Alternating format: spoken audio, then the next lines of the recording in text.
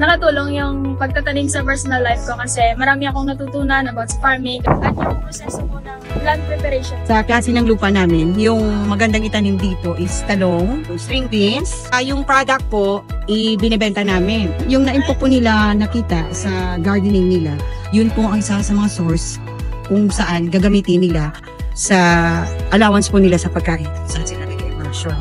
Kasi sila dito nagtatanim at nag-aani at the same time kumikita.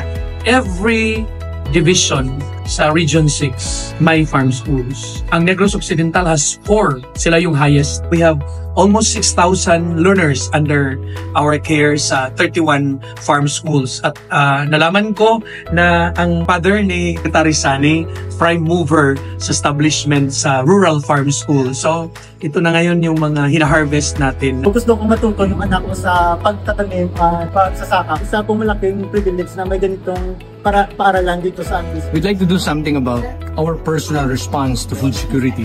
We want to have food on our table, preferably coming from our own backyard. We know that it's safe, we know it's organic, we know it's available, we know it's accessible, we know it's very affordable. Go into agriculture, it's the way to go.